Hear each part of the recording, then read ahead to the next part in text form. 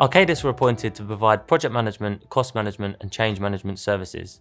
One of the biggest challenges from a project management perspective was the programme. Expedia occupied 2 existing buildings, one Angel Square and one Angel Building.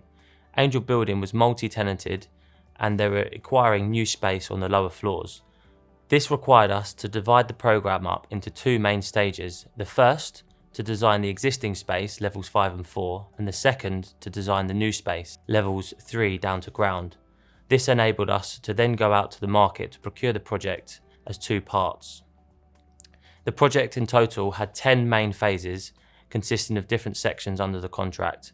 Overall, the project was 2 years and 62 weeks in construction. As part of our cost management services, we had to procure the project, and as part of this, we wanted to adapt Expedia's culture of being a fun client. We asked the contractors to bake a cake in the shape of the Angel Building as part of the tender process. So each of the contractors had to come into our tender and basically present their cake to the panel as part of the judging process.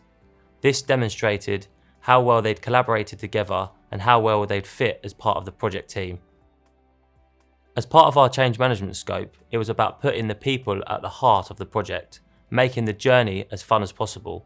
As part of this, we delivered some interactive communication tools, which was a building guide, a time-lapse camera, and some social events to open the roof terrace. We, as Copra and Rig, develop a workplace strategy exercise for Expedia.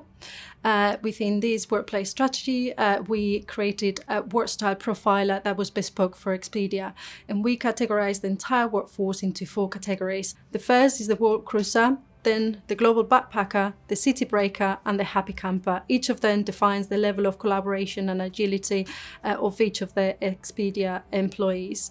Then, as part of the design, we created different work settings that support the activity of each of the profiles. We also designed areas for focus and concentration, as well as areas for ad hoc collaboration and also private collaboration. This was an exciting project to work on with what seemed like a simple but was very challenging brief for us. It was to win talent, attract younger staff, and then retain them.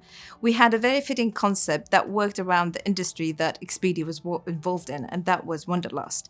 We had reasons for travel, and every floor had a reason why we would travel, from adventure to culture to people, cuisine, history, and my personal favorite, home.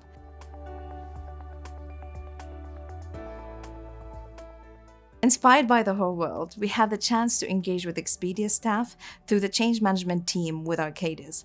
We dubbed those people the Angel Reps, and they helped us design 5 rooms in the building.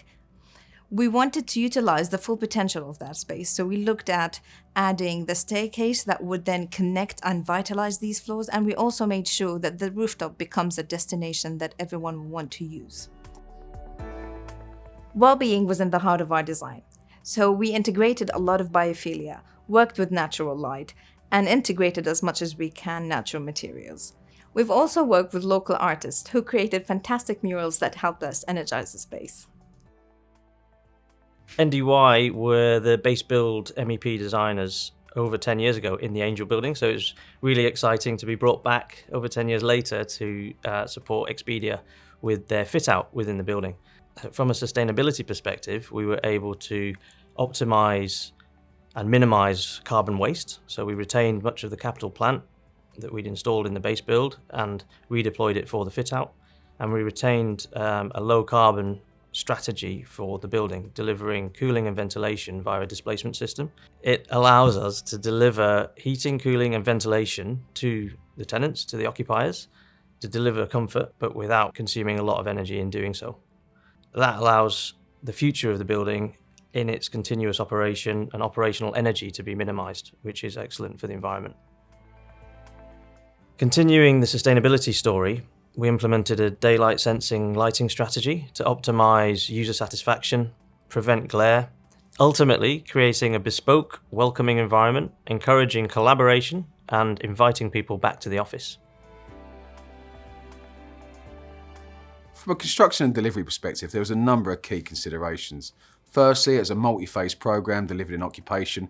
Typically, each floor was an 18-week delivery period, so that transition between floors was absolutely key. So the key drivers were obviously working with a magnitude of finishes, and hitting them early sign-off and procurement dates was absolutely fundamental. So this included ensuring we got all the early samples, benchmarks, mock-ups and tech subs ready to ensure we maintained them early program dates. It's also important to incorporate the base build conditions within our contractor design. So this included the expansion joints, the underfloor displacement system, ultimately ensuring that the base build was not compromised by the works. Delivering site work safely in occupation was a real key driver, especially around the feature staircase. So to do this, we segregated the staircase by installing a hoarding around each staircase aperture. Ultimately, this excluded the works away from the working zone. But to make sure we brought the staff along for the journey, we installed viewing portals in the walls, which really allowed them to watch the staircase progress from start to finish. From a design development point of view, I think the most important aspect is the relationship and the cohesion between the client design team, those responsible for the design development, and the delivery team on site. And it was the creative aspect of the project that reinforced this relationship, but also the drive and the enthusiasm of everybody involved. This was particularly important because of the level of coordination required between so many different trades and the dovetailing of different interfaces between so many people. And particular challenges in the building was actually the interface between the finished elements of the scheme and the constraints of the base build, made all the more important because we had to make sure of that flow and the connection in the entirety of the space.